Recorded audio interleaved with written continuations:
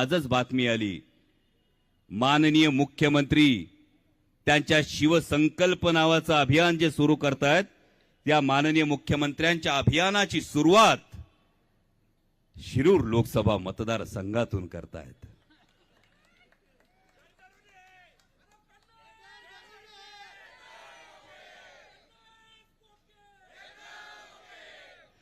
भावा, आवाज जिथं पोचवायचा असतो, जसा पोचवायचा असतो तसा तुम्ही सगळ्यांनी पोचवला, याचं हे द्योतक आहे माननीय मुख्यमंत्री महोदयांचं।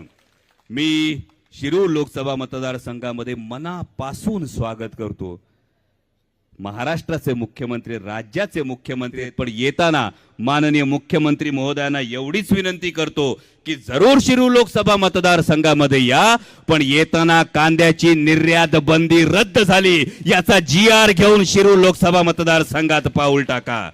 बिबट प्रवण क्षेत्रामध्ये दिवसा 3 फेज लाईट दिली जाईल याचा GR घेऊन शिरूर लोकसभा मतदारसंघामध्ये पाऊल टाका। आणि माझ्या दूध उत्पादक शेतकऱ्यांना सरसकट 5 रुपयाचं अनुदान मिळेल याचा GR घेऊन पाऊल टाकलं तर तुमच्या स्वागतासाठी आम्ही नक्कीच आतुर आहोत। नाहीतर हा शेतकऱ्याचा आक्रोश तुमच्या कांठळ्या बसवल्याशिवाय राहणार नाही।